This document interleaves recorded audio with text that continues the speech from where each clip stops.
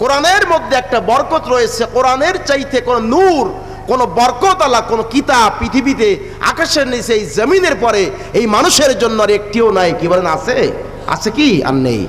আমার ভাইয়েরা, দৃশ্যমান যে আকাশটা আমরা দেখি, এইখান থেকে আমরা চতুর্দিকে লক্ষ্য করে দেখি, বোধ হয় এইখান থেকে সিনাডোলা বাজার বা হাসাডাঙ্গা অঞ্চলে আকাশটা পড়ে গেছে, এইখান থেকে হয়তো বা গড়বাঙ্গা বেলকাটির দিকে গেলে আকাশটা পড়ে গেছে।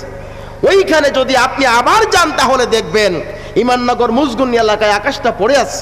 আপনি দুনিয়ার যেখানে যান না কেন আকাশটা ঠিক এইভাবেই আপনি দেখলেন।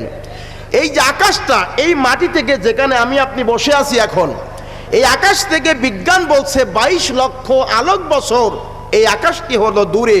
তখন মানুষ এক সময় মনে করত রাতের জ্যোৎস্না আকাশে, রাতের অন্ধকারে বসে আকাশের দিকে তাকালে অযুত নক্ষত্রমালা ধারণ ক্ষমতা এই যেটা দেখা যায় বোধ হয় এইটা মহাবিশ্ব।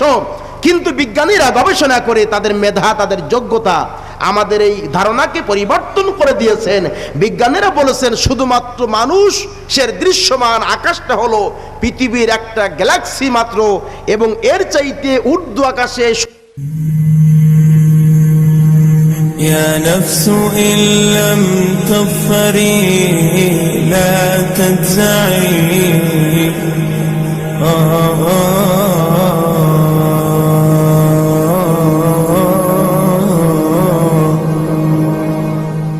বা পোস্টারে দেখেছেন তাফসিরুল কোরআন মাহফিল। আমি চতুর্দিকে আলোচনা করেছি, আপনারা বিভিন্ন জায়গায় বিভিন্ন ধরনের আলোচনা শুনেছেন।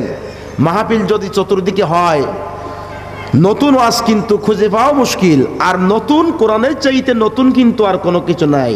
সূরা ফাতিহা আপনারা প্রতিদিন যতবার নামাজ পড়েন ততবার প্রত্যেক রাকাতে একবার সূরা ফাতিহা আছে না নাই? কথা বলেন, আছে না নাই? সূরা ফাতিহা ছাড়া কি নামাজ হয় আমার ভাইরা? কিন্তু কেউ কি বলেছে যে প্রতিদিন বারবার করে সূরা ফাতিহা তেলাওয়াত করলাম, সূরা ফাতিহা আর পড়তে ভালো লাগে না, অন্য আর একটা দাও? কারণ কোরআন হলো এমন একটা বিধান, জীবন্ত গ্রন্থ, জীবন্ত বিধান, যেটি যতই আপনি ধার দেবেন, যতবার আপনি তেলাওয়াত করবেন, পাঠ করবেন, যতবার আপনি পড়বেন, ততবার এর ভিতরে একটা নতুনত্বের ভাব পাওয়া যাবে। এই নতুনত্বের ভাব যিনি দেন তিনি কে? তিনি কে? 1400 বছর আগে নাজিল হওয়া কোরআন আজকে 21 শতাব্দীর বিজ্ঞানের এত নিত্য নতুন জয়যাত্রার মধ্যে বিজ্ঞান যেদিকে ধাবিত হয়েছে, বিজ্ঞানের আবিষ্কার যত বেড়েছে, কোরআনের থেকে জানা, কোরআনের থেকে গবেষণা লব্ধ সম্পদ বিজ্ঞান তত কানেকশন করেছে আমার ভাইয়েরা। এই জন্য এই কোরআন আপনি যে যুগে পড়বেন না কেন সেই যুগের সাথে একটা আপডেট সম্পর্ক রাখে, সমসাময়িক ব্যাখ্যা করে কোরআন।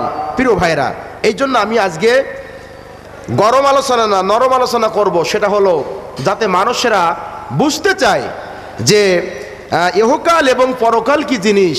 আখিরাতের জীবনকে সামনে নিয়ে আমি সরাসরি কোরআন থেকে, হাদিস থেকে আলোচনা করব ইনশাআল্লাহ। বারাকাল্লাহু ফি হায়াতিহি সুবহানাকা লা ইলমা লানা ইল্লা মা আল্লামতানা ইন্নাকা আনতাল আলিমুল হাকিম। অর্থ হলো কোনো জ্ঞান নেই, কোনো কিছুই জানি না, ইল্লা মা আল্লামতানা, শুধুমাত্র মহান আল্লাহ রাব্বুল আলামিন যতটুকু জ্ঞানে ইলম দিয়েছেন তার বাইরে কথা বলার কোনো এখতিয়ার নেই।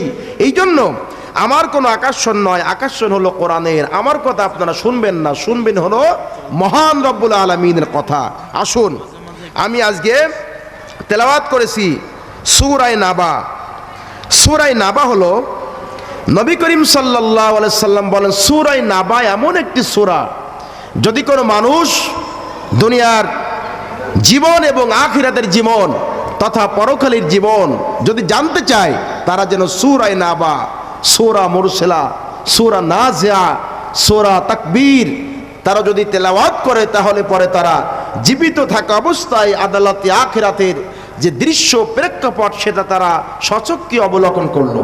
আমার ভাইয়ের, আসুন, যারা এখনো পর্যন্ত এই আলোচনাকে বাদ দিয়ে রাস্তাঘাটে ঘোরাঘুরি করছেন, আমি সেই সকল ভাইদেরকে দৃষ্টি আকর্ষণ করছি, আপনারা অযথা সময় নষ্ট না করে এই ময়দানের সামনেই, মঞ্চের সামনেই কিন্তু এখন অনেক ফাঁকা জায়গা, আপনারা ফাঁকা জায়গাটা পোড়া করে বসবেন। আমার ভাইরা, আসুন আমি তেলাওয়াতকৃত আয়াতের বাংলা অনুবাদটুকু আমি আপনাদের শোনাই। নিশ্চয়ই এ মানবতার জন্য বিচারের একটা দিন আল্লাহ রাব্বুল আলামিনের পক্ষ থেকে নির্ধারিত হয়েই আছে। একটা দিন আছে না, আছে না? 2 নাম্বার হলো যেদিন সিংগাই ফুৎকার দেওয়া হবে সেদিন তোমরা দলে দলে বেরিয়ে আসবে। আকাশ খুলে দেওয়া হবে, ফলে তা দরজা আর দরজায় পরিণত হবে। পাহাড়গুলিকে চালিয়ে দেওয়া হবে, ফলে পাহাড়গুলি মরীচিকায় পরিণত হবে। আমার তেলাওয়াতকৃত আয়াতের বাংলা অনুবাদ হলো এতটুকু, যে পৃথিবীতে আমরা আছি এই পৃথিবী স্থায়ী নাকি অস্থায়ী? একটু জবান খুলে বলুন, স্থায়ী না অস্থায়ী? আমি আপনি স্থায়ী না অস্থায়ী? আমার জীবন তো 1 সেকেন্ড পরও শেষ হয়ে যেতে পারে, অথবা 60 বছর পরও শেষ হয়ে যেতে পারে, কিন্তু পৃথিবী, আমি চলে যাব, পৃথিবী যেমন আছে তেমন থাকবে। কিন্তু এই পৃথিবীটাও স্থায়ী নয়, পৃথিবীটা এক সময় অস্থায়ী হবে। কথা বলুন, কথা ঠিক নেবে ঠিক? স্থায়ী হলো আল্লাহ, স্থায়ী হলো আদালতে আখিরাত।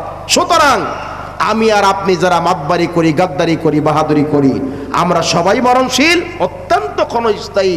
এই পৃথিবী ছেড়ে আমাদের খুব অল্প সময়ের ভিতরে চলে যাওয়া লাগবে, ঠিক না বলুন? আমার ভাইয়েরা, আল্লাহ রাব্বুল আলামিন এই পৃথিবীর মধ্যে অসংখ্য ফেরেশতাকুল সৃষ্টি করেছেন। অসংখ্য অগণিত ফেরেশতা সৃষ্টি করার পরে সবচাইতে সম্মান দান করেছেন 4 জন ফেরেশতাকে। একজন হলো মালাকুল মাউত হযরত আজরাইল আলাইহিস সালাম। দুনিয়া শুরু থেকে আজ অবধি পর্যন্ত তথা কিয়ামত পর্যন্ত প্রত্যেকটা মানুষের জান কবজ করার জন্য, রূহ কবজ করার জন্য আমার আল্লাহর পক্ষ থেকে তিনি নির্ধারিত প্রত্যেকের জানটা কবজ করার জন্য ইসরাফিল আলাইহিস সালামের জন্য আল্লাহ নির্ধারিত কাজ রেখেছেন। আল্লাহ বলে, ইসরাফিল তুমি বসে থাকো, রেডি থাকো, দুনিয়ায় ধ্বংস করার জন্য কোন সময় আমি আল্লাহ তোমাকে নির্দেশনা দেব, ফরমান ইলাহি দেব, সেই সময় তোমার ফুৎকারে সমগ্র দুনিয়া বিধ্বস্ত হয়ে যাবে। আমার ভাইয়েরা, জিবরিল আমিনকে আল্লাহ দায়িত্ব দিয়েছেন এই পৃথিবীর মধ্যে যত নবী রাসূল আগমন করবেন, প্রত্যেকটা নবী রাসূল আম্বিয়া আলাইহিমুস সালাতু ওয়াস সালামের কাছে ওহী নিয়ে চলে যাবেন। আমার ভাইয়েরা, এই জন্য বৃষ্টি দেওয়ার জন্য আমার আল্লাহ আর একজন ফেরেশতাকে নির্ধারণ করে রেখেছেন। আমার ভাইয়েরা, সম্মানিত 4 জন ফেরেশতা আল্লাহর পক্ষ থেকে নির্ধারিত। একজন ফেরেশতার কাজ হলো এই দুনিয়ার পরিসমাপ্তি যখন ঘটে যাবে তার মুখের একটা ফুৎকারের জন্য তিনি সদা সর্বদা প্রস্তুত রয়েছেন। সূরা নামলের 87 নম্বর আয়াতে আল্লাহ বলছেন, يوم ينفخ في الصور ففزع من في السماوات ومن في الأرض إلا ما شاء الله। জবান ছেড়ে দিয়ে বলুন আল্লাহু আকবার। কোরআন শোনার পরে একটু জবান দিয়ে যারা আল্লাহু আকবার পরে, একটা হাদিসে দেখলাম আল্লাহর নবী বলেন, আমি আমার আল্লাহর কোরআন শোনার পরে যে আল্লাহ রাব্বুল আলামিন মানুষের মধ্যে শক্তি দিয়েছেন, এই শক্তি আর যৌবন স্থায়ী কারো হয় না। আল্লাহ রাব্বুল আলামিন যাদের মধ্যে শক্তি দিয়েছেন, আমি আল্লাহর কোরআনুল কারীম তেলাওয়াত শোনার পরে শরীরের শক্তি দিয়ে যদি তার আল্লাহু আকবার জবান দিয়ে যদি প্রকাশ করতে পারে, আল্লাহর নবী বলেন আমার আল্লাহ বড় ধরনের কোন রোগ ব্যাধি দিয়া তার মৃত্যুর আগে তাকে পরীক্ষা নেবে না। নবীজি আমার বলেন, আল্লাহর বরত্ব ঘোষণা করার কারণে এই লোকটার মৃত্যুর আগ মুহূর্ত পর্যন্ত তার চেহারার জ্যোতি নষ্ট হবে না। আজকে নিজের ফেসটাকে, ত্বকটাকে ধরে রাখবার জন্য মানুষ কত চেষ্টা করে, গবেষণা করে, কত মেডিসিন ব্যবহার করে, ওষুধপত্র লাগায়।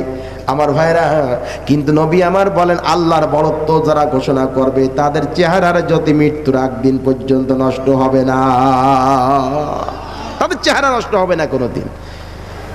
আল্লাহ রাব্বুল আলামিন বলেন এই পৃথিবী একদিন নির্ধারিত সময় চলে আসবে, একটা একটা মানুষ সারা মাস চাকরি করার পরে বেতন উত্তোলন করার জন্য নির্ধারিত একটা সময় যখন আল্লাহর পক্ষ থেকে চলে আসে, আমার ভাইরা, তদ্রূপভাবে এই পৃথিবীর একদিন হায়াত থেকে শুরু করে এই পৃথিবীর একটা নির্ধারিত সময় আছে। সেই নির্ধারিত সময় যখন আল্লাহ রাব্বুল আলামিন পুরা করে দিবেন, আল্লাহ বলবেন তুমি সিংগাই ফুৎকার দাও। ইসরাফিল আলাইহিস সালাম সিংগাই ফুৎকার দিবেন। আল্লাহ বলছেন ইয়াউমায়ুম ফাকুবিস সূরি ফাফাজিআ মান ফিস সামাওয়াতি ওয়া মান ফিল আরদি। সেদিন আসমান এবং জমিনে যা কিছু আছে সব কিছু ভীত বিহ্বল হয়ে পড়বে, ভীত সন্ত্রস্ত হয়ে পড়বে। আল্লাহ রাব্বুল আলামিন অন্য জায়গায় বলছেন ইয়া আইয়ুহান নাসু তাকু রাব্বাকুম ইন্না জালজালাতাস সাআতি শাইউন আযীম। আল্লাহু আকবার। হে মানুষ, তোমরা সেই দিবসকে ভয় করো যে কিয়ামতের প্রকম্পন হবে ভয়াবহ, যেটি আল্লাহ পাকের পক্ষ থেকে নির্ধারিত হবে। সেই আযাবটাকে, সেই দিনটাকে তোমরা ভয় করো। কে বললেন? সেটি কেমন ভয়? আল্লাহ রাব্বুল আলামিন বলছেন ইয়াউমা তারাউনাহা তাযহালু কুল্লু মুরদিআতিন আম্মা আরদাআত ওয়া তাদউ কুল্লু যাতি হামলিন হামলা ওয়া তারান নাসা সুকারা ওয়া মা হুম বিসুকারা ওয়ালাকিন্না আযাবাল্লাহি শাদীদ।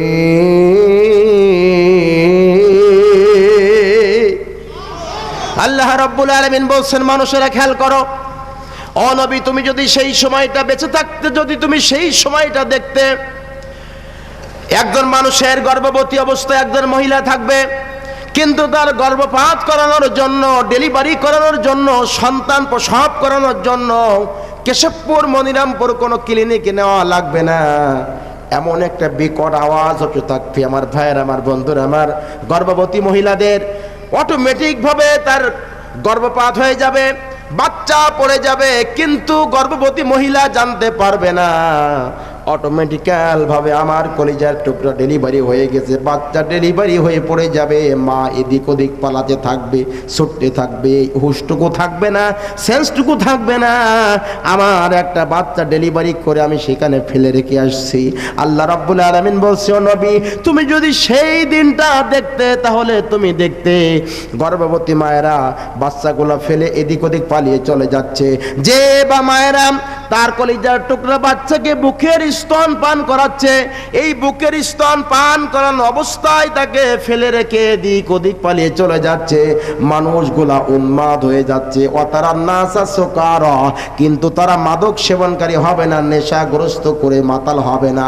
আল্লাহর আযাবের ভয়ে, এই ভূমিকম্পের আওয়াজের কারণে, বিকট আওয়াজের কারণে মানুষগুলা উন্মাদ হয়ে যাবে। অতারান নাসা সুকারা ওয়া মা হুম বিসুকারা ওয়ালাকিন্না আযাবাল্লাহি শাদীদ। আল্লাহ রাব্বুল আলামিন বলতে সেদিন আমার আল্লাহর আযাব বড় কঠিন আযাব হবে। কথা বলুন ঠিক কিনা? আল্লাহর আযাব সেই সমসাময়িক সময়ে যারা থাকবেন তারা এই প্রেক্ষাপটের ভিতরে তারা চলে যাবেন। আমার ভাইয়েরা, বোধ হয় সেই সময় যারা ক্ষমতার মস্তদে যারা থাকবে, যারা প্রাইম মিনিস্টার থাকবে, যারা জাতিসংঘের মহাসচিব বা পরিচালনা সদস্য পরিষদ যারা থাকবে, তারা বোধ হয় এই সম্মুখীন হবেন না। হবে? বন্ধুগণের, আমার ভাইয়েরা, আমার খুব তাত্ত্বিক কথা খেয়াল করে শুনুন মানুষেরা। কিং কর্তব্য বিমূঢ় হয়ে যাবে। কোন দিকে যাবে, কোন রাস্তায় যাবে? নিজের বাড়ি আছে, নিজের সন্তান আছে, কোনো হুঁশ থাকবে না, সেন্স থাকবে না, সেন্সটুকু সেদিন লেস হয়ে যাবে। আল্লাহ রাব্বুল আলামিন বলছেন সূরা ইয়াসিনের ভিতরে 50 নম্বর আয়াতে কারিমা খুলে দেখবেন, ফালা ইয়াস্তাতিউনা তাওসিয়াতাও ওয়ালা ইলা আহলিহিম ইয়ারজিউন। কেউ বা থাকবে বাজারে, ওই বাজার থেকে আর বাড়ি আসতে পারবে না। কেউ বা থাকবে মাঠে ময়দানে, ওই মাঠ থেকে সে আর বাড়ির মধ্যে আসতে পারবে না। কেউ বা থাকবে মেহমান বাড়িতে, ওই মেহমান বাড়ি থেকে আর নিজের বাড়ি আসতে পারবে না। ফালা ইস্তাতিউনা তাওসিয়াতাও ওয়ালা ইলা আহলিহিম ইয়ারজিউন, এবং কোনো ওসিয়াত করতে পারবে না, নিজের সন্তানের সঙ্গে দেখা করতে পারবে না, নিজের স্ত্রীর সঙ্গে দেখা করতে পারবে না, আপনজনদের সঙ্গে দেখা হবে না। এইভাবে মানুষগুলা জ্ঞান হারিয়ে ফেলবে, সেন্সটুকু থাকবে না। আমার ভাইরা, এই অবস্থায় আল্লাহ বলছেন ইযাস সামাউ ফাতারাত ওয়া ইযাল কাওয়াকিবু তাসারাত ওয়া ইযাল বিহারু ফুজ্জিরাত। আল্লাহু আকবার। আকাশ ফেটে যাবে। এই যে আকাশ, বিজ্ঞানের যে ধারণা কি আকাশ সম্পর্কে, বিজ্ঞানীরা আমাদের ধারণাটা পরিবর্তন করেছে। এই যে আকাশ যেটা আমরা দেখি, এইখান থেকে আকাশটা দেখা যায়। একটু বসেন মেহেরবানি করে, এদিক ওদিক তাকাতাকি করবেন না, বাদাম খাবেন না মেহেরবানি করে। কোরআন যখন পড়বো, এই কোরআন আমার সঙ্গে অন্তত আপনি পড়তে পারেন বা নাই পারেন, আমার সঙ্গে একটু তেলাওয়াত করার, মুখটা নাড়ানোর চেষ্টা করবেন। যদি আপনি চেষ্টা করেন না পারার পরেও সারা জীবনের গুনাহগাতাগুলি যিনি মাফ করে দেবেন, তার নাম কি? আল্লাহ। যে ওয়াজের ভিতরে কোরআন থাকে না, সেইটা আমার ভালো লাগে না, এটা আমি করতেও পছন্দ করি না। এই জন্য আমি কোরআন দিয়ে কথা বলতে ভালোবাসি। কোরআনের মধ্যে একটা বরকত রয়েছে, কোরআনের চাইতে কোন নূর, কোন বরকত আলা কোন কিতাব পৃথিবীতে, আকাশের নিচে, এই জমিনের পরে এই মানুষের জন্য আর একটিও নাই। কি বলেন, আছে? আছে কি? আর নেই। আমার ভাইয়েরা, দৃশ্যমান যে আকাশটা আমরা দেখি, এইখান থেকে আমরা চতুর্দিকে লক্ষ্য করে দেখি, বোধ হয় এইখান থেকে সিনেটুল্লাহ বাজার বা হাসাডাঙ্গা অঞ্চলে আকাশটা পড়ে গেছে, এইখান থেকে হয়তো বা গড়বাঙ্গা বেলকাটির দিকে গেলে আকাশটা পড়ে গেছে। ওইখানে যদি আপনি আবার যান তাহলে দেখবেন ইমাননগর মুজগুন্নি এলাকায় আকাশটা পড়ে আছে। আপনি দুনিয়ার যেখানে যান না কেন, আকাশটা ঠিক এইভাবেই আপনি দেখলেন। এই যে আকাশটা, এই মাটি থেকে যেখানে আমি আপনি বসে আছি এখন, এই আকাশ থেকে বিজ্ঞান বলছে 22 লক্ষ আলোক বছর এই আকাশটি হলো দূরে। তখন মানুষ এক সময় মনে করত রাতের জ্যোৎস্না আকাশে, রাতের অন্ধকারে বসে আকাশের দিকে তাকালে অযুত নক্ষত্রমালা ধারণ ক্ষমতা, এই যেটা দেখা যায় বোধ হয় এইটা মহাবিশ্ব। কিন্তু বিজ্ঞানীরা গবেষণা করে তাদের মেধা, তাদের যোগ্যতা আমাদের এই ধারণাকে পরিবর্তন করে দিয়েছেন। বিজ্ঞানীরা বলেছেন শুধুমাত্র মানুষের দৃশ্যমান আকাশটা হলো পৃথিবীর একটা গ্যালাক্সি মাত্র, এবং এর চাইতে ঊর্ধ্ব আকাশে স্প্রে করে ওই আগুনটা নিভাতে পানি সাহায্য হিসাবে কাজ করে। কিন্তু আল্লাহ রাব্বুল আলামিন পানির ভিতরে অক্সিজেন, হাইড্রোজেন নামক যে দুইটা গ্যাস দিয়ে আল্লাহ সংমিশ্রণে পানি তৈরি করেছেন। আমার ভাইয়েরা, সেদিন এটা দুইটার সম্পর্ক এক থাকবে না, ছেদ হয়ে যাবে। সেদিন হাইড্রোজেন গ্যাস নিজে জ্বলতে শুরু করে দেবে, দাহ পদার্থ, এবং অক্সিজেন গ্যাসটা জ্বলতে সাহায্য করবে। আমার ভাইয়েরা, সেই ভূমিকম্পের কারণে পানির সম্পর্ক পর্যন্ত যেদিন ফাটল ধরে যাবে, সেই পানি আগুন ধরে যাবে। পানির মধ্য থেকে আগুন জ্বালানোর কারণে অক্সিজেন যেদিন সাহায্য সহযোগিতা করবে, সেদিন সাগর নদী নালায় কোনো পানি থাকবে না। এমন বিভীষিকাময় পরিস্থিতি যখন হয়ে যাবে, আল্লাহ রাব্বুল আলামিন বলে দেবেন, ইসরাফিল এবার তুমি দ্বিতীয়বার সিংহায় ফুৎকার দাও। আমার ভাইরা, সূরা জুমারের 68 নম্বর আয়াতে কারিমা দ্বারা দ্বিতীয় ফুৎকার সেখানে প্রমাণিত হয়েছে। অনতিকা বিশ্বরি ফাইদাহুম মিনাল আজদাসে আল্লাহ রাব্বুল আলামিন বলছেন, যেদিন দ্বিতীয়বার সিংহায় ফুৎকার দেওয়া হবে, এই পৃথিবীর সব মানুষগুলা সেদিন মারা যাবে। যারা পৃথিবীতে বেঁচে থাকবে কেউ থাকবে না। যে মানুষগুলা জ্ঞান হারিয়ে চলেছে, এদিক ওদিকে যে যেখানে আছে সে সেই জায়গায় মৃত্যুবরণ করবে। কোনো মানুষকে কবরস্থ করার মতো কোনো মানুষ অবশিষ্ট থাকবে না। মানুষের লাশগুলা পচে যাবে, মানুষের লাশগুলা পচে দুর্গন্ধ বের হতে থাকবে, কিন্তু দুর্গন্ধ নেওয়ার মতো বিকল্প কোনো মানুষ পৃথিবীতে থাকবে না। আমার ভাইরা, আজকে যারা জাতিসংঘে যারা নেতৃত্ব দিচ্ছেন, ওই সময়ও কেউ না কেউ নেতৃত্ব দিবে।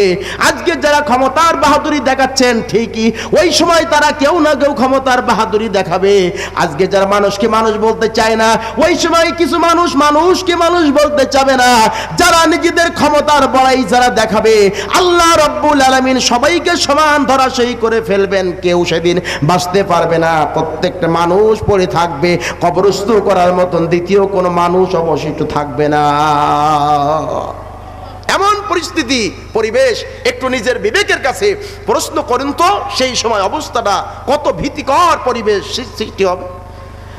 কেউ যখন থাকবে না, আমার ভাইরা, আল্লাহ রাব্বুল আলামিন এবার ইসরাফিলকে ডাক দিবেন, ইসরাফিল দুনিয়ার মধ্যে আর কে আছে? ইসরাফিল বলবেন, আল্লাহ দুনিয়ার মধ্যে আর কেউ নাই, যত মানুষ ছিল সব মানুষের মৃত্যু হয়ে গেছে, সবগুলা পড়ে আছে। আল্লাহ এখন তুমি, শুধুমাত্র তুমি আর তোমার রহমতের ফেরেশতা ছাড়া দুনিয়ার মধ্যে কেউ নাই।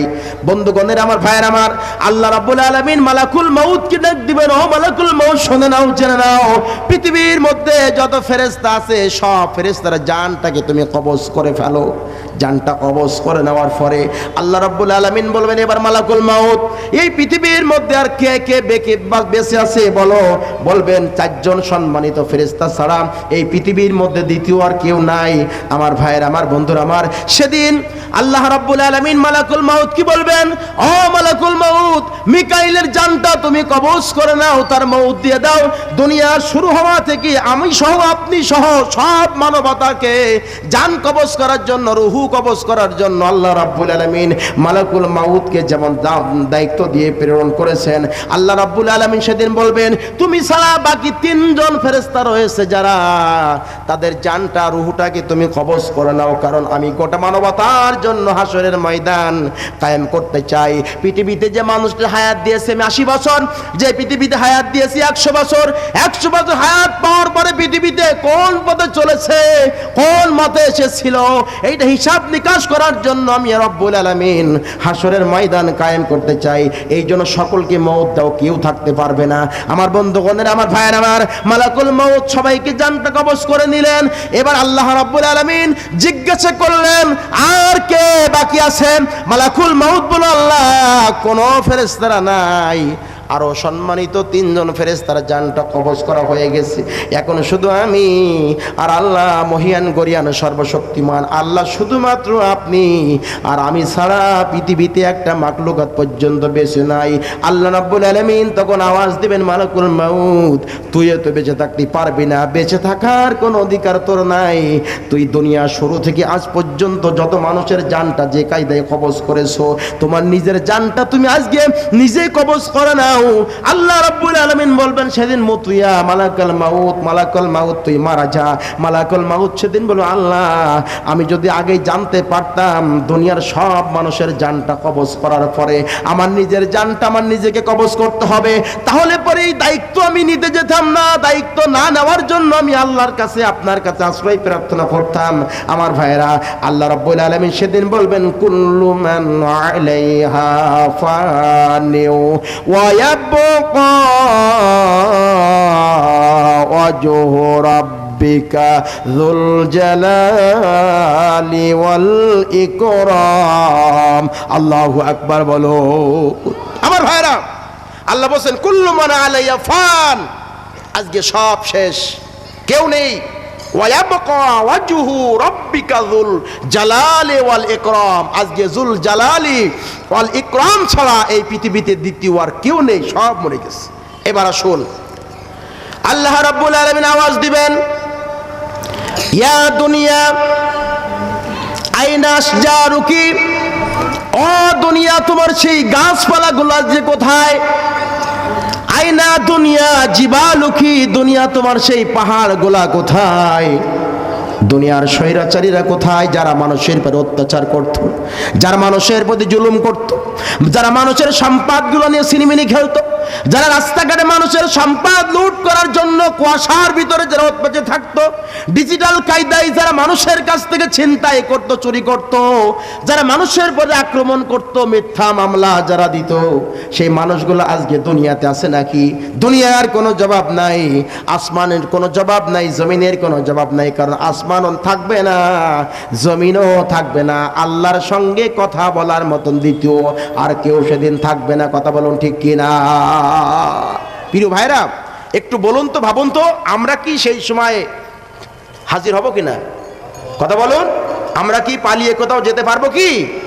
পালিয়ে যাওয়ার কোনো জায়গা সেদিন থাকবে না। আপনি দুনিয়াতে যাই থাকুন না কেন, ব্যারিস্টার থাকুক না কেন, শিক্ষক থাকুন না কেন, প্রাইম মিনিস্টার থাকুক না কেন, সবার জন্য সেদিন বিচার ব্যবস্থাপনা আল্লাহ রাব্বুল আলামিনের পক্ষ থেকে পক্ষপাতিত্ব করা হবে না, নিরপেক্ষতার আলোকে আল্লাহ সেদিন বিচার করবেন। কথা ঠিক না বেঠিক? ওয়াইদাল কুবুর বুসিরাত। এবার কিয়ামতের দ্বিতীয় পর্যায়ে আল্লাহ বলছেন কবরগুলোকে খুঁড়ে ফেলা হবে। এই পৃথিবীর মধ্যে আপনি যাকে আগুন দিয়ে শ্মশানের মধ্য দিয়ে আসলেন সেও সেদিন উঠতে থাকবে। ওয়াইদাল কুবুর বুসিরাত, কবরগুলো খুঁড়ে ফেলা হবে। সাগরের মধ্যে যিনি পড়ে মারা গেলেন তিনি উঠবেন, যিনি আগুনের ভিতরে পড়ে মারা গেলেন তিনি উঠবেন, মাছে জাগে খেয়েছে তিনি উঠবেন। সেদিন আল্লাহ রব্বুল আলামিনের বিচারালয় থেকে পালিয়ে যাওয়ার মতো কারোর হিম্মত থাকবে না। মানুষেরা সেদিন হাসরের ময়দানে উঠতে থাকবে। গোটা মানবতার জীবনের প্রত্যেকটা মুহূর্তের হিসাব নিকাশ যিনি নিবেন সেই মহান সত্তার নাম কি? চিৎকার দিয়ে বলুন, মহান সত্তার নাম কি? সুতরাং আল্লাহর সামনে দাঁড়িয়ে আপনাকে আমাকে হিসাব দিতে হবে, এই ইয়াকিন, এই বিশ্বাস আপনাদের ভিতরে আছে না গেছে?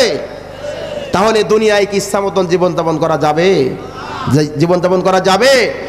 আল্লাহ রাব্বুল আলামিন বলছেন ওয়ালাল্লাহি কসদুস সাবিলি মিনহা জাইর। এই দুনিয়ার মধ্যে অসংখ্য পথ আছে, অসংখ্য মত আছে, মানব রচিত অনেক বিধান আছে, বিধিবিধান আছে। ন্যাশনালিজম, কমিউনিজম, সমাজতন্ত্রবাদ, জাসদ বাসদ, লেনিনের মতবাদ, মাইক কলিন্সের মতবাদ, বুজ অল্ড্রিনের মতবাদ, বিজ্ঞানীদের অনেকগুলো মতবাদ রয়েছে। আল্লাহ বলছেন এই মতবাদগুলো আমার জন্য না, আমার মতবাদ শুধু হলো একটা, আমার রাস্তা হলো একটা। ওয়ালাল্লাহি কসদুস সাবিল মিনহা জাইর ওয়ালাউ শা আল্লাহু লাহাদাকুম আজমাইন। আমার রাস্তায় যারা চলবে, আমার দ্বীনের রাস্তায় যারা চলবে, আমার কোরআনের নির্ধারিত দেখানো রাস্তায় যারা চলবে, সেই মানুষগুলোর জন্য আদালতে আখিরাতে হিসাব যিনি সহজ করে দেবেন সেই মহান রবের নাম কি? আমার ভাইরাম, তাহলে দুনিয়াতে আমরা কোন পথে চলবো? কোন পথে চলবো আমার ভাইরা? কিন্তু আমরা কোরআনের সেই রাস্তাটা অনেকেই ছেড়ে দিলাম। আমরা চলেছি এমন একটা রাস্তার দিকে যেখানে আমার নেতার আদর্শকে প্রতিষ্ঠিত করার জন্য আমি বড় ব্যস্ত হয়ে গেলাম। আমার ভাইরা, আমি দুনিয়ার মধ্যে এমন একজন নেতার পিছনে ছুটে চলে গেলাম, 2 দিন পর্যন্ত তার সঙ্গে থাকলাম। আমার নেতা এক ওয়াক্ত নামাজের কথা আমার বললো না, নামাজের দাওয়াত আমার দিল না। আমি দুনিয়ার মধ্যে এমন নেতার সঙ্গে মিশে গেলাম, আমার নেতা নামাজ তো পড়বেই না, মদখোর, ইয়াবাখোর, গাঁজাখোর। আমার ভাইরা, আমি এমন একটা মানুষের সঙ্গে সহবতে চলে গেলাম, যেই মানুষটা তাস খেলে, যেই মানুষটা জুয়া খেলে, যেই মানুষটি তার পিতামাতার সেবা যত্ন করে না, ভালোবাসে না, যেই মানুষটি প্রতিবেশীর সঙ্গে ভালো ব্যবহার করে না, যেই মানুষটি ছিনতাই করে, রাহাজানি করে, টেন্ডারবাজি করে, চাঁদাবাজি করে, মাস্তানি করে। আমার ভাইরা, এবং অনেকের সন্তান দেখবেন আছে নিজের বাবার পরিচয় দেয়, কথা বলবা না, আমার বাবা এই সমাজের একজন বড় মাস্তান। আমার ভাইয়ের, আমার বন্ধুরা আমার, এই জন্য সব পথকে ছেড়ে দিয়ে এমন একটা রাস্তায় আমাদেরকে ঐক্যবদ্ধ হতে হবে, যেইটা ঐক্যবদ্ধ নাম হলো কোরআন। আল্লাহ রাব্বুল আলামিন বলছেন ওয়াতাসিমু বিহাবলিল্লাহি জামিআন ওয়ালা তাফাররাকু। আল্লাহু আকবার। হে মানুষ, তোমরা ঐক্যবদ্ধ থাকো। ওয়াতাসিমু বিহাবলিল্লাহি জামিআ, তোমরা ঐক্যবদ্ধ থাকো, কখনো মতপার্থক্য করো না, দলাদলি করো না। মুসলমান যারা, মোমেন যারা, কোরআনের সাথে থাকো। কোরআনটা হলো মৌমাছির একটা মৌচাক। একটা মৌচাকে ডিল দিলে এই মৌচাক যেমন চতুর্দিকে ছড়িয়ে যায়, যে ডিল মারলো তারও কামড়ালো, যে ডিল মারলো না তাকেও কামড়ালো। আমার ভাইরা, এই মুসলমানদের কোরআন হলো মৌচাক। তার মানে সমগ্র দুনিয়ার মানবতার জন্য এই কোরআন শুধু মুসলমানদের জন্য, ব্যক্তিগত কোনো সম্পদ নয়। তাহলে আল্লাহ শুধু হুদাল্লিল মুসলিমিন বলতে পারতেন, কিন্তু আল্লাহ সাথে সাথে আবারও বলেছেন হুদাল্লিন নাস, গোটা মানবতার জন্য হলো কোরআন। আপনি মুসলিম হন, অমুসলিম হন, ইহুদি হন, খ্রিস্টান হন, যে জাতি, ধর্ম, বর্ণ নির্বিশেষে সকলের জন্য এটি হলো আমি আল্লাহর কোরআন। কথা বলুন, কথা ঠিক না বেঠিক আমার ভাইরা? তাহলে কোরআনের কাছে যারা আত্মপক্ষ সারেন্ডার করবে, যারা ধরা দেবে, তারা সরল সত্য পথে চলতে পারবে। কথা বলুন, কথা ঠিক কিনা? এই জন্য ব্যক্তি আদর্শের পিছনে না ছুটে কোরআনের আদর্শের পিছনে যদি আমরা ছুটতে পারি ঐক্যবদ্ধভাবে, আমার কথা না, ওয়াতাসিমু বিহাবলিল্লাহি জামিআন ওয়ালা তাফাররাকু। আমার ভাইরা, এই জন্য মুসলমান যারা ইমানের দাবিতে তারা ঐক্যবদ্ধ থাকবে, বাতিল শক্তির পিছনে তারা থাকবে না। মনে রাখবেন, আল্লাহর কোরআনে বলছেন মুসলমান যারা, মুত্তাকি যারা, বাতিল চক্ষু কিন্তু তাদেরকে সহ্য করতে পারে না, ভালোবাসে না। আপনি ইসরায়েলের দিকে লক্ষ্য করে দেখুন, ফিলিস্তিনের যে জেরুজালেমের মুসলমানদের প্রথম কিবলা আমার ভাইরা বাইতুল আকসা, সেই বাইতুল আকসার সাথে মুসলমানদের হৃদয় জড়িত, কলিজা জড়িত। আজকে হাজার হাজার ইহুদিরা চক্রান্ত করে ষড়যন্ত্র করে সেই বাইতুল্লাহকে দখল করে নিল। আজকে আমরা সেই ইহুদির পা চাটা গোলাম হতে চাই না, খ্রিস্টানদের পা চাটা গোলাম হইতে চাই না। আমরা কোরআনের দাবিতে ঐক্যবদ্ধ জীবন যাপন করতে চাই। কথা বলুন ঠিক না ঠিক?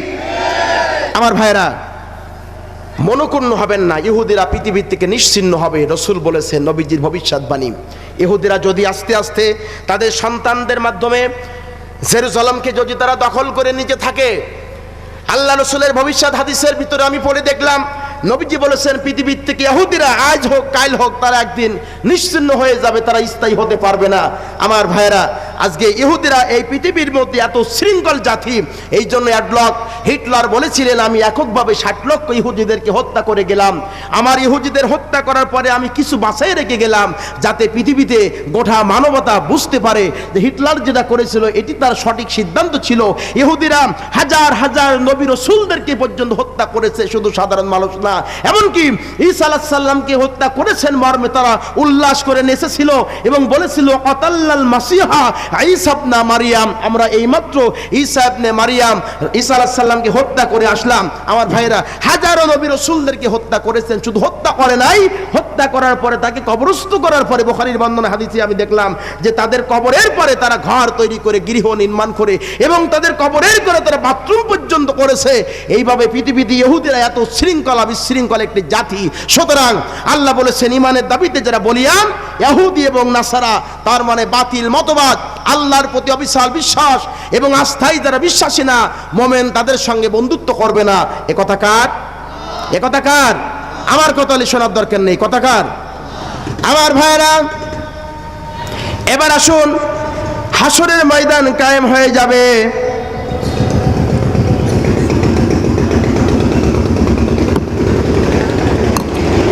প্রত্যেকটা মানুষকে আল্লাহ রাব্বুল আলামিনের সামনে দাঁড়াতে হবে, হিসাব সেদিন দিতে হবে। মানুষগুলা থাকবে ওলাং গোলাঙ্গিনী অবস্থায়। উম্মুল মুমিনিন আয়েশা সিদ্দিকা রাদিয়াল্লাহু তাআলা আনহা বলছেন, ইয়া রাসূলুল্লাহ, ইয়া হাবিবাল্লাহ, আমারও কি এক অবস্থা হবে? রাসূল বললেন, আয়েশা তোমারও ঠিক একই অবস্থা হবে। আয়েশা বললেন, রাসূলুল্লাহ, মানুষেরা কি আমার দিকে সেদিন তাকাবে না? নবী বললেন, আয়েশা তোমার দিকে তাকানো পর্যন্ত সুযোগটুকু সেদিন পাবে না। সূর্য যখন মাথার পরে যখন নেমে আসবেন, আল্লাহ রাব্বুল আলামিন বলবেন, লিমানিল মুলকুল ইয়াউমা লিল্লাহিল ওয়াহিদিল কাহার। আজকে কে আছো আমার সঙ্গে তোমরা কথা বলতে চাও? আল্লাহ রাব্বুল আলামিন কাহার নাম ধারণ করে যখন গোটা মানবতাকে হিসাব করবেন, নিকাশ করবেন, আমার ভাইরা, বিচার যখন শুরু হয়ে যাবে, আল্লাহ রাব্বুল আলামিন কোরআনুল কারীমের মাধ্যমে আমাদেরকে শিক্ষা দিচ্ছে, শোনো দুনিয়ার মানুষেরা, হাসরের ময়দানে তোমাদের হিসাব নিকাশ কেমন হবে, কোন পন্থায় হবে, প্রত্যেকটা জীবনের হিসাব সেদিন দিতে হবে। আল্লাহ বলছেন, ইন্নাস সামআ ওয়াল বাসারা ওয়াল ফুআদা কুল্লু উলাইকা কানা আনহু মাসউলা। আল্লাহু আকবার। ইন্না সামা, সামা মানে কি? শ্রবণ শক্তি। এই কান দিয়েছেন কে?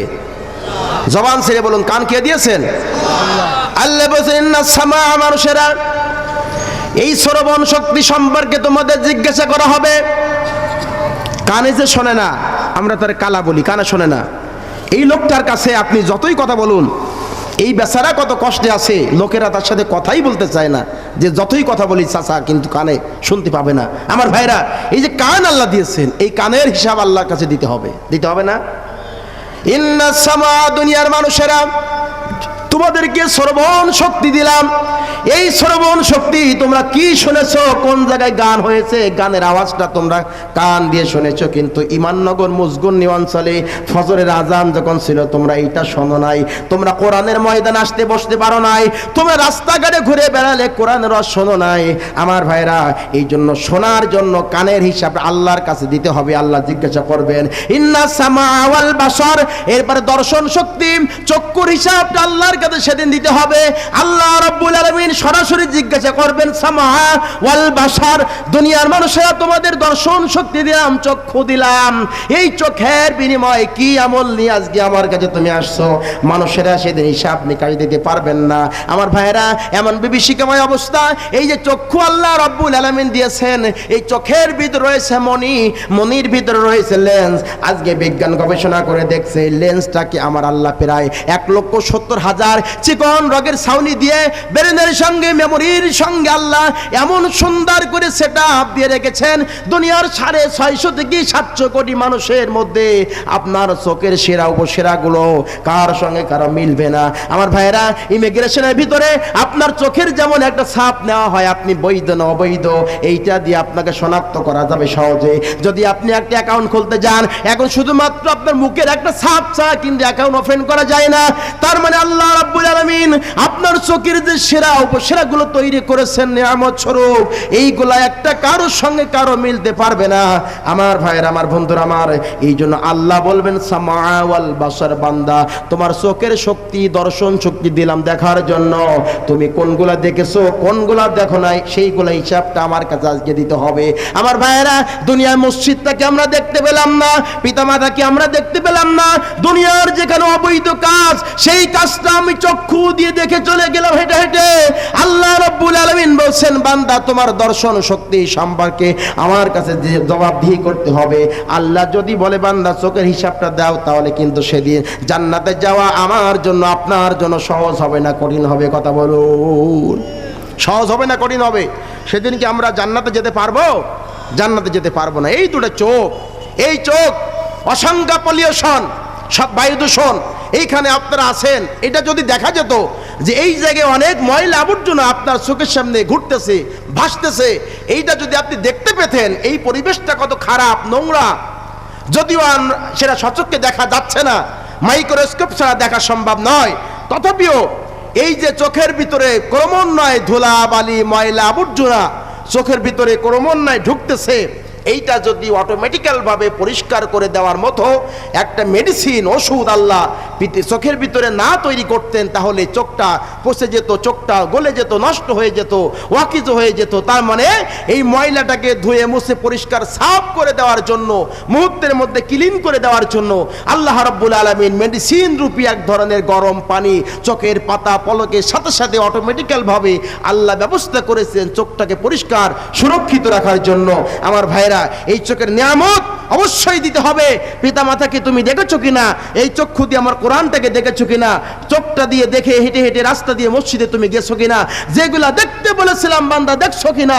যেগুলা দেখতে নিষেধ করেছিলাম ওইগুলা নাকি বেশি করে দেখছো কিনা? আমার ভাইরা, এই জন্য আসুন, এই চোখটা আমরা কত দিনে ব্যবহার করি, কত দূরে ব্যবহার করি, কোনো চার্জ দেওয়া লাগে না, বৈদ্যুতিক কোনো ব্যবস্থা গ্রহণ করা লাগে না। এই চোখের হিসাব যিনি নেবেন তিনি কে? তিনি কে? দিতে পারবেন আপনি?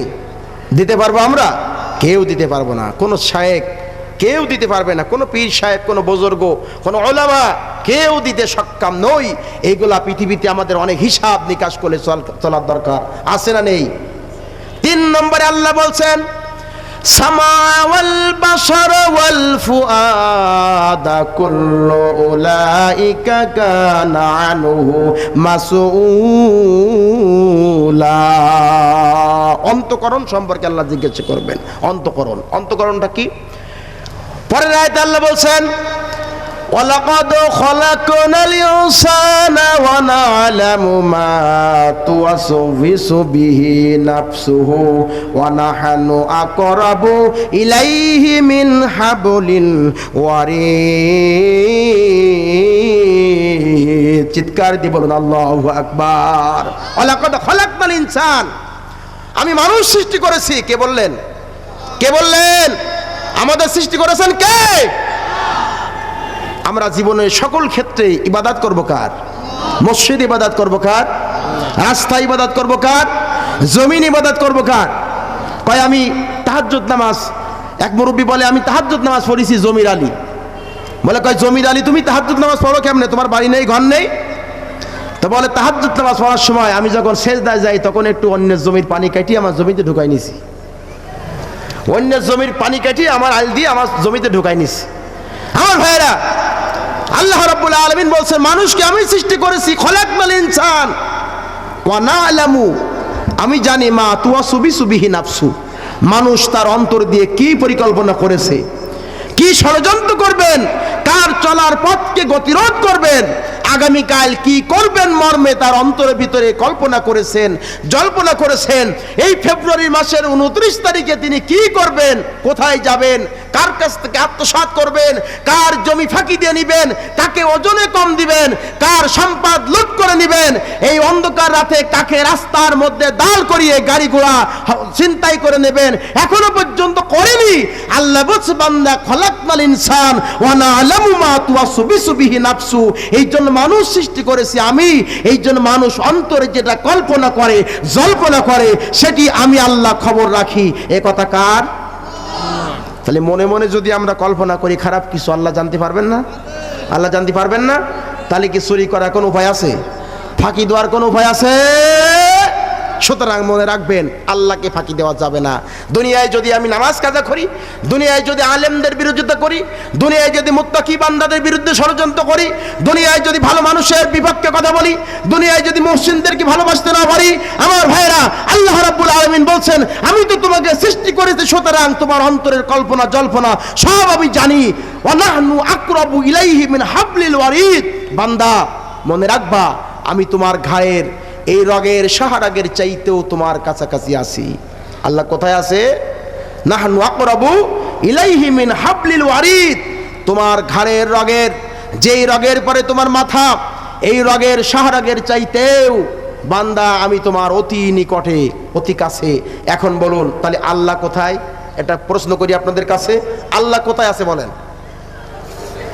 জি, আল্লাহ আমার নিকটে। মানে প্রশ্নের উত্তরটি আপনারা এমনই দিবেন যে আল্লাহ আমার সাথে আছে। আল্লাহ যদি আমার সাথে থাকে, একটু বলি, আল্লাহ যদি আমার সাথে থাকে তাহলে আমি মানুষ হিসাবে প্রতিদিন মাঝে মাঝে আমাকে কিছু ভালো জায়গায়, কিছু খারাপ জায়গায় আমাকে যেতে হয় না? কিন্তু ভালো জায়গায় যাওয়া লাগে, প্রস্রাব বাথরুমখানা যাওয়া লাগে, মসজিদেও যাওয়া লাগে। তাহলে আল্লাহ যদি আমার কাছে থাকে তাহলে বোধহয় আল্লাহ আমার সাথেও, আমি যত জায়গায় যাই, আমি যত কর্মকাণ্ড করি, সব সময় বোধহয় আল্লাহ আমার পাশে শুয়ে থাকে নাকি? নিশ্চয়ই না, নিশ্চয়ই না। আল্লাহ আমার সাথে ঘুমাই থাকে না, শুয়ে থাকে না। আমি যেখানে খারাপ কাজ করি সেই জায়গায় আমার আল্লাহ থাকে না। নাহনু আকরাবু ইলাইহি মিন হাবলিল ওয়ারিদ, তাফসীরে ফি জিলালিল কোরআনের ভিতর বিশদ ব্যাখ্যা করা হয়েছে। তাফসীরে তাবারি ইবনে কাসিরের ভিতরে ব্যাখ্যা করা হয়েছে আকরাবু ইলাইহি মিন হাবলিল ওয়ারিদের তাফসীর হলো, তার মানে আল্লাহ সামা, তার বাসর, তার দেখা, তার জানা, তার শোনা আমাকে পরিবেষ্টন করে আছে। আপনার আর রহমানু আলাল আরশি ইস্তাওয়া, যদি আল্লাহর কাছে জিজ্ঞাসা করি আল্লাহ তুমি থাকো কোথায়, আল্লাহ সূরা তোহার ভিতরে বর্ণনা দিচ্ছেন আর রহমান আলাল আরশি ইস্তাওয়া, আমি তো আরশে মুআল্লায় আছি। এই যে আরশে মুআল্লায় আছেন আল্লাহ, আবার বলছেন ঘাড়ের রগের শাহরাগের চাইতেও সে আল্লাহ কাছাকাছি আছেন। প্রিয় ভাইরা সঠিক হলো কোনটা? আল্লাহ দূরে আছেন, যে আরশে মুআল্লায় সীমাহীন।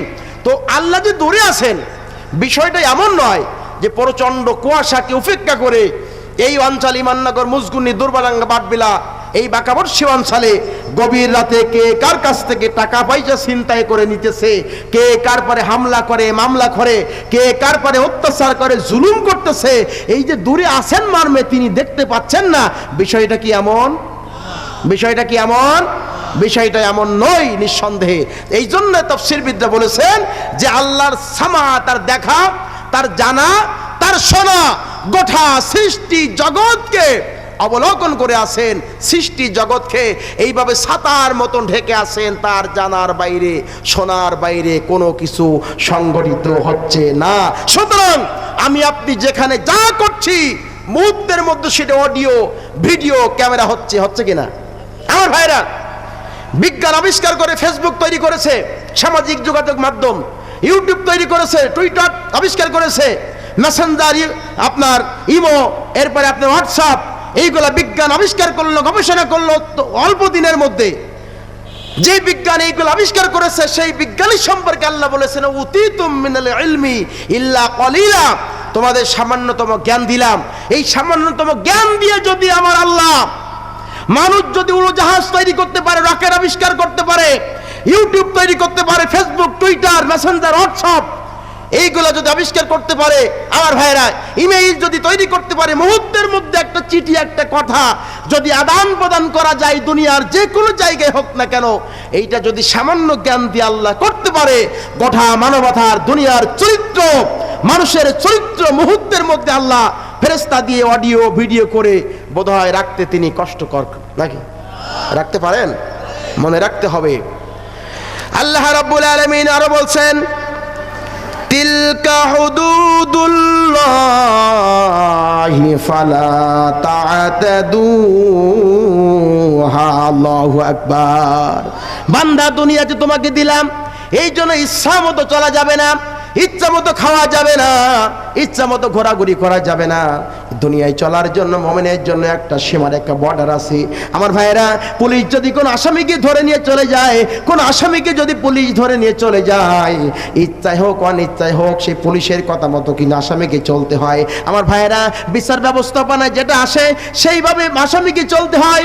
সেইখানে যেমন আপনি আত্মপক্ষ সমর্পণ করেছেন, একজন মুসলিম আল্লাহর কাছে যদি আত্মসমর্পণ করে, পুলিশের সামনে আত্মপক্ষ সমর্পণ করার কারণে ইচ্ছা মতো যদি জীবন যাপন করা না যায়, একজন মোমেন দুনিয়ার মধ্যে আল্লাহর কাছে আত্মসমর্পণ করার প্রেক্ষাপটের কারণে সেই মানুষটি কখনো ইচ্ছা মতো অর্থনীতি করতে পারবে না, ইচ্ছা মতো সমাজনীতি করতে পারবে না, ইচ্ছা মতো রাজনীতি করতে পারবে না, ইচ্ছা মতো চলাফেরা করতে পারবে না, ইচ্ছা মতো মনে যা চাই তাই করতে পারবে না। আল্লাহ বলেছেন, বান্দা, নির্ধারিত বর্ডার ক্রস করা যাবে না। কথা বলুন ঠিক কিনা? ট্রাফিক সিগন্যাল, খুলনা সোনাডাঙ্গার ভিতরে দেখবেন ট্রাফিক সিগন্যাল। আমি গত 2 বছর আগে বাগেরহাট থেকে, পিরোজপুর থেকে মাহফিল করে আমি খুলনা একেবারে ব্রিজ থেকে নেমে ভিতর দিয়ে আসতেছি। ড্রাইভার হলো এই কেশবপুরেরই মানুষ।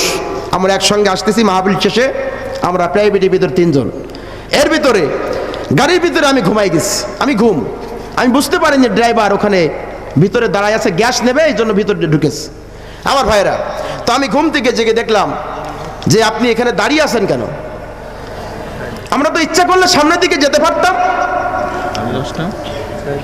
ইচ্ছা করলে আমরা সামনের দিকে যেতে পারতাম, আপনি দাঁড়িয়ে কেন? তা বলছে, ওই দেখেন ট্রাফিক সিগন্যালে লাল বাতি, ট্রাফিক সিগন্যালে লাল বাতি। তো আমি তো জানতাম না এটা। আমি বললাম, ট্রাফিক সিগন্যালে লাল বাতি, এখানে কোনো ট্রাফিক নেই, আমরা ইচ্ছা করলে যেতেই পারতাম। তো বলছে, হুজুর, বিষয়টা তো সহজ নয়। ট্রাফিক সিগন্যালকে যদি আমি ক্রস করে চলে যাই, তাহলে অটোমেটিক ভাবে সিসি ক্যামেরায় উঠে যাবে যশোরের এত নম্বর গাড়ি ট্রাফিক সিগন্যাল অমান্য করে এই রাস্তা ক্রস করে চলে। ক্যামেরা ওপেন করা হলো এবং দেখলেন আমার সন্তান অমুকে মেয়ের ব্যাগের চেনটা খুলে টাকা বের করে নিয়ে চলে যাচ্ছে। এই বাবাটা 2 চোখের পানি ছেড়ে দিয়ে কাঁদতেছে। স্যার বললেন, কাঁদতেছে, চোখ দিয়ে অজস্র ধারায় পানি পড়তেছে। আরে, আমি আমার এই সন্তান লালন পালন করেছি, যেই সন্তানের প্রতি আমার অবিশাল বিশ্বাস এবং আস্থাবান সন্তান আমি মনে করতাম, কিন্তু আমার সন্তান এই কাজটা করেছে। দুনিয়ার সিসি ক্যামেরায় যদি বাবা লজ্জিত হতে পারে তার সন্তানের টাকা চুরি করার একটা সামান্য অপরাধ নিয়ে, সেই আদালতে আখেরাতে সেই ক্যামেরা আল্লাহ রাব্বুল আলামিন ওপেন করে দেবেন। এটা বোধহয় কঠিন হবে নাকি? কথা বলুন আমার ভাইরা। এবার আল্লাহ রাব্বুল আলামিন আরো বলছেন, ফামাইয়ামাল মিসকালা যাররাতিন খায়রান ইয়ারা ওয়া মাইয়ামাল মিসকালা যাররাতিন শাররান ইয়ারা। আল্লাহু আকবার। এই পৃথিবীতে যদি আপনি একটা অনুপরিমাণ ভালো কাজ করেন, সরিষার দানা পরিমাণ, সেটিও আপনি আদালতে আখিরাতে দেখবেন। যদি আপনি সরিষার দানা পরিমাণ একটা খারাপ কাজ করেন, সেটিও আল্লাহ আদালতে আখিরাতে আপনাকে দেখানো হবে। এই কথা কি আপনি বিশ্বাস করেন? এই কথা কি আপনি বিশ্বাস করেন? এই জন্য হযরত লোকমান আলাইহিস সালাম, তিনি কোনো নবী ছিলেন না, তিনি কোনো পয়গম্বর ছিলেন না। হাদিসে বর্ণনা করা হয়েছে, ইন্নাহু কানা আবদান সালেহান, তিনি একজন নেক বান্দা ছিলেন, সৎ সন্তান ছিলেন। আমার ভাইরা, আবেদ মানুষ ছিলেন। আল্লাহ রাব্বুল আলামিন তার সন্তানদেরকে, লোকমান আলাইহিস সালাম সন্তানদেরকে সামনে ডাকলেন। আমার ভাইরা, সন্তানগুলাকে বললেন, বাবা আমার সামনে বসো, আমি বাবা তোমাদের কি ওসিয়াত দেব, কিছু উপদেশ আমি করে যেতে চাই। আল্লাহ রাব্বুল রাব্বুল আলামিন সেই ওসিয়াতগুলো উপদেশগুলো শুনলেন। আল্লাহর কাছে আদর্শ জাতি গঠন করার জন্য আল্লাহর কাছে এত চমৎকার বলে মনে হয়েছিল সেই লুকমান আলাইহিস সালামের উপদেশগুলো নসিহতগুলো আল্লাহ রাব্বুল আলামিন লুকমানের নামে কোরআনুল কারীমের মধ্যে একটা সূরাকে কোট করে দিলেন। শুধু সূরাগুলো না, সূরা না, আল্লাহ রাব্বুল আলামিন লুকমান আলাইহিস সালামের 9টা ওসিয়াত সন্তানের জন্য কোরআন শরীফের ভিতরে কোট করে দিয়েছেন। বলুন সুবহানাল্লাহ। তার ভিতরে অন্যতম হলো ইয়া বুনাইয়া ইন্নাহা ইয়ানতাকু মিসকাল হাববাতিন মিন খারদালিন ফাতাকুন ফি সাখরাতিন আও ফিস সামাওয়াতি আও ফিল আরদি ইয়াতি বিহাল্লাহ ইন্নাল্লাহা লাতীফুন খবীর। আল্লাহু আকবার। সন্তানকে বলে, বাবা আমার সামনে বসো। ইয়া বুনাইয়া ইন্নাহা ইয়ানতাকু মিসকাল হাববাতিন মিন খারদালিন, এই পৃথিবীতে তুমি যদি একটা সরিষার দানা পরিমাণ অথবা ওর চাইতে ছোট কোনো অন্যায় করো, যদি অপরাধমূলক কোনো কাজের সঙ্গে তুমি জড়িত হও, সেটা যদি পাথরের ভিতরে চাপা পড়ে যায় অথবা আও ফিস সামাওয়াতি আও ফিল আরদি ইয়াতি বিহাল্লাহ, জমিনের ভূগর্ভের ভিতরে যদি চাপা পড়ে থাকে, তাহলে সেই ছোট্ট অন্যায় এবং অপরাধটিও আদালতে আখেরাতে আল্লাহ রাব্বুল আলামিন সেটি তোমার সঙ্গে উপস্থিত করবেন। আমার ভাইরা, আমরা আমাদের সন্তানগুলাকে আদর্শ মানুষ বানাতে চাই।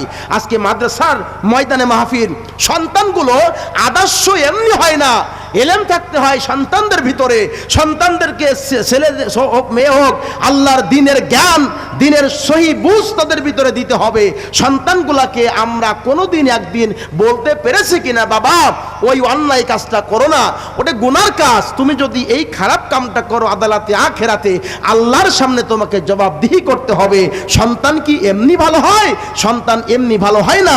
লোকমান আলাইহিস সালাম নবী না, রাসূল না, একজন নেক বান্দা সন্তানকে ডেকে ওসিয়াত করলেন।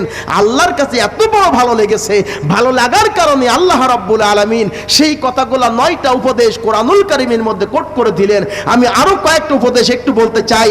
আমার ভাইরা, তিনি ডাকলেন, ইয়া বুনাইয়া ইন্নাহা ইয়ানতাকু মিসকাল হাববাতিন মিন খারদালিন ফাতাকুন ফি সাখরাতিন আও ফিস সামাওয়াতি আও ফিল আরদি ইয়াতি বিহাল্লাহ ইন্নাল্লাহা লাতীফুন খবীর। এরপর ইয়া বুনাইয়া আকিমিস সালাতা, হে আমার সন্তান খবরদার নামাজ ছেড়ে দিও না কোনোদিন। ইয়া বুনাইয়া আকিমিস সালাতা, নামাজ ছেড়ে দিও না কোনোদিন। আকিমিস সালাতা ওয়া আমুর বিল মারুফ, আর তুমি সৎ কাজের আদেশ দিতে থাকো। ওয়ানহা আনিল মুনকার, আর মানুষেরা যেন খারাপ কাম সমাজে করতে না পারে, খারাপ কাজ থেকে মানবতাকে দূরে রাখার জন্য সেই আন্দোলন তুমি পৃথিবীতে করতে থাকবা। আমরা আমাদের সন্তানদেরকে কোনোদিন বলতে পেরেছি কিনা, বাবা তুমি কি জোহরের নামাজ পড়েছো? তুমি কি আসরের নামাজটা আদায় করেছো? হে বাবা তুমি কি খারাপ কাজ করেছো না ভালো কাজ করেছো? আজকে কয়টা খারাপ কাজ করেছো, কয়টা ভালো কাম করেছো? আমি বাবা আমাকে একটু শোনাও। আমরা কি সন্তানদেরকে কোনোদিন বলতে পেরেছি সৎ কাজের আদেশ এবং অসৎ কাজের নিষেধ করবা? লোকমান আলাইহিস সালাম সন্তানকে এই ওসিয়াতগুলো করেছেন, উপদেশগুলো করেছেন। এরপরে আল্লাহ রাব্বুল আলামিন বলছেন, ওয়ালা তুসাইদ খাদ্দাকালিন আকিমিস ওয়ামুর বিল মারুফ ওয়া নাহি আনিল মুনকার। এরপর একটা কি জানো, অসবির আলাম আসাবাক। এরপর আল্লাহ বলছেন এই 3টা কাজ করতে লোকমান আলাইহিস সালাম সন্তানদেরকে যে এই আয়াতে 3টে উপদেশ দিলেন, এই 3টে উপদেশ করতে হলে অসবির, ধৈর্যের সাথে মোকাবেলা করতে হবে আলাম আসাবাক। কারণ সৎ কাজের আদেশ যখন সে করতে যাবে, অসৎ কাজের নিষেধ যখন সে করতে যাবে, তারপরে অত্যাচার হবে, জুলুম হবে।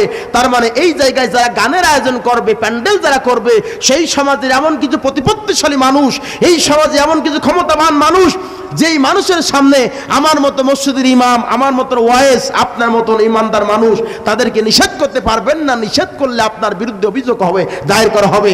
আমার ভাইরা, এই জন্য এই কাজগুলো করতে হলে যে আল্লাহর পক্ষ থেকে বিপদ আসে, সেটিও আল্লাহ কোরআন শরীফের মধ্যে বলেছেন। এই জন্য আসুন আমরা আমাদের সন্তানদেরকে আদর্শ সন্তান হব। সন্তান যদি আদর্শ হয়, বাবা হবে আদর্শ, আদর্শ বাবার আদর্শ সন্তান পৃথিবীতে হবে। আমার ভাইরা, লোকমান আলাইহিস সালামের বাকি আরো 6টা ওসিয়াত এই পরপর সূরা লোকমানের ভিতরে আছে, আপনারা পড়বেন। আমি ওদিকে যাচ্ছি না, আজকে এই কথাগুলো লাইনচ্যুতভাবে আমি কথাগুলো আপনাদেরকে বললাম। আমার ভাইরা,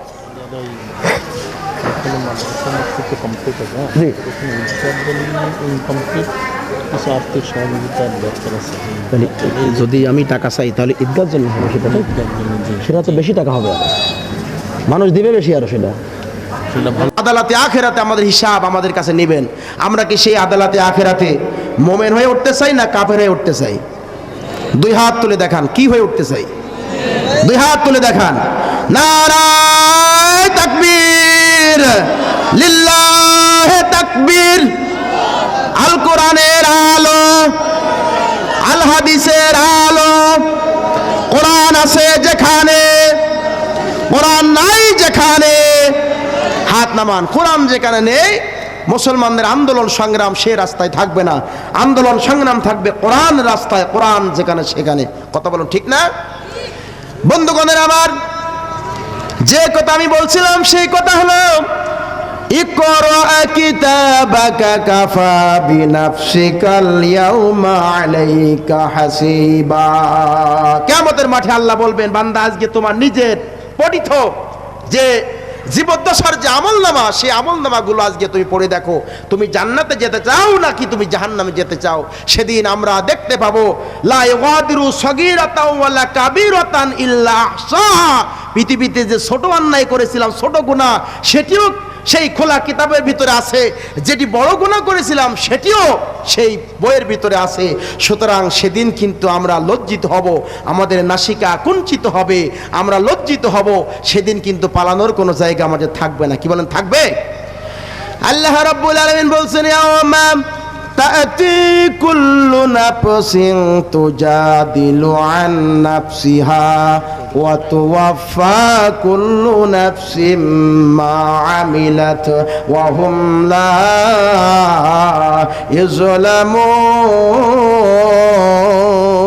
ইউযলামুন। আল্লাহ বলছে সেদিন নিরপেক্ষতার আলোকে বিচার করা হবে। ওয়াত্তাকু ইয়াউমাল্লা তাজজি নাফসুন আন নাফসিন শাইআও ওয়ালা ইকবালু মিনহা শাফাআতু ওয়ালা ইউখাযু মিনহা আদলু ওয়ালা হুম ইনসারুন। অন্য আয়াতে আল্লাহ বলেন, এই বিচারালয়ে আল্লাহ রাব্বুল আলামিন যখন বিচার করবেন মানবতার জন্য, কারো পক্ষ থেকে কোনো ঘুষ নেওয়া হবে না, কারো পক্ষ থেকে কোনো উপঢৌকন দেওয়া হবে না। উপঢৌকন ছাড়া নিরপেক্ষতার আলোকে আল্লাহ রাব্বুল আলামিন পক্ষপাতিত্ব ছাড়াই তিনি সুবিচার কায়েম করবেন। এই কথা কে বলেছেন? এই কথা কে বলেছেন? জবান ছেড়ে বলুন, কে বলেছেন? আল্লাহর কথা। আমার ভাইরা, সেদিন সেই বিচারের মাঠে আমরা কাফের হয়ে উঠতে চাই না। যারা কাফের থাকবে তাদের মুখটা কালো হবে। কি হবে? আল্লাহ রাব্বুল আলামিন বলছেন, যারা সেদিন কাফের থাকবে তাদের চেহারার মধ্যে কোনো নূর পাওয়া যাবে না, তাদের চেহারা থাকবে কালিমা মাখা। কাফেররা তাদের চেহারা কালিমা মাখা চেহারা নিয়ে সেদিন উঠতে থাকবে। রাসূল পাক সাল্লাল্লাহু আলাইহি ওয়াসাল্লাম সেদিন যখন শাফাআত তাদের জন্য করবেন না, সেই কাফের মানুষগুলা, সেই কুচ্ছিত মানুষগুলো সেদিন রাসূলকে বলবেন, রাসূলুল্লাহ আপনি যাদের শাফাআত করে জান্নাতে নিয়ে যাচ্ছেন, আমরাও তো ছিলাম দুনিয়াতে একই উম্মাত, আমরা আপনার উম্মাত। আপনি যাকে নিয়ে যাচ্ছেন জান্নাতে, একই পাড়ার মানুষ ছিলাম আমি, একই বসবাস করতাম একই বিল্ডিং এ, একই মহল্লার মানুষ ছিলাম।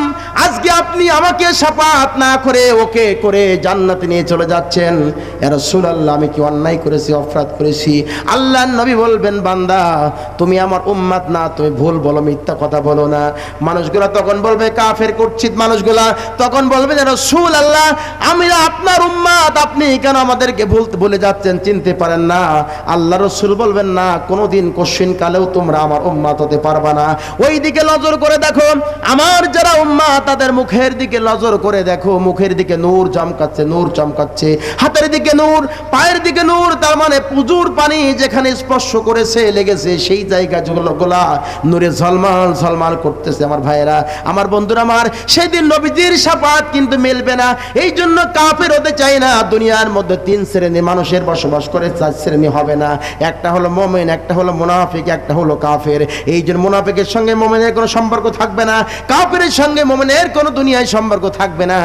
দুনিয়ায় যদি আপনি মুমিনের সঙ্গে সম্পর্ক রাখার পরিবর্তে কাফেরকে ভালোবাসেন, দুনিয়ায় যদি আপনি আমার ভাইয়েরা মুমিনের পরিবর্তে মুনাফিকের সঙ্গে সম্পর্ক ভালো রাখেন, আব্দুল্লাহ ইবনে উবাইয়ের দিকে নজর করে দেখুন।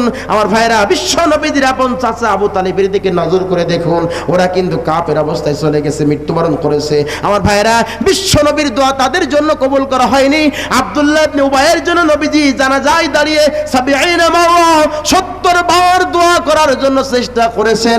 আল্লাহ রাব্বুল আলামিন নবীকে জানা দিলেন, নবীজি এই লোকটা ব্যবহার কিন্তু দুনিয়ায় ভালো ছিল না, এই লোকটা ব্যবহার হলো কোরআন বিরোধী, নবী বিরোধী, সমাজ বিরোধী, ইসলামী আন্দোলন বিরোধী, আলেম ওলামা বিরোধী। ও নবীজি তোমার আদর্শকে সে কখনো ভালোবাসতে পারত না। আমার ভাইরা, এই জন্য আল্লাহ রাসূল তাকে এত ভালোবাসতেন, ৭০ মাররা ৭০ বার দোয়া করার জন্য রাসূল প্রস্তুতি নিলেন। কিন্তু আল্লাহ বললেন না, একবার তাদের জন্য দোয়া করা যাবে না, দোয়া কবুল হবে না।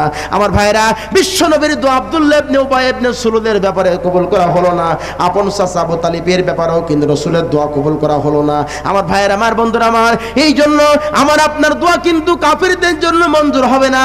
তাদের ভিতরে যে গুণাবলী ছিল, এই গুণাবলী যদি আমার মধ্যে আপনার মধ্যে থাকে, তাহলে কিন্তু দোয়া কবুল হবে না। যেহেতু বিশ্ব নবীর দোয়া কবুল হয়নি, আমার ভাইরা, এই জন্য দুনিয়ায় জীবন যাপন করতে হবে আর চিন্তা করতে হবে। আর দুনিয়া মাজরাতুল আখিরা, দুনিয়া হলো আখিরাতের ক্ষেতস্বরূপ, আদালতে আখিরাতে গোটা মানবতার জীবনের হিসাব আমার আল্লাহর কাছে দিতে হবে। কথা বলুন ঠিক কিনা?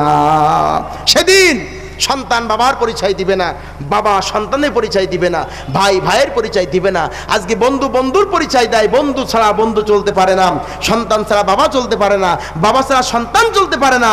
সেদিন ইয়াউমা ইয়াফিরুল মারউ মিন আখি, আজকে ভাইয়ের জন্য ভাই জীবন দিতে প্রস্তুত, কিন্তু ভাই সেদিন ভাইয়ের পরিচয় দিবে না। আমার ভাইরা, সেদিন আমাদের সকলে সেই প্রেক্ষাপটের সম্মুখীন আমাদের মুখোমুখি হতে হবে কিনা? কথা বলুন।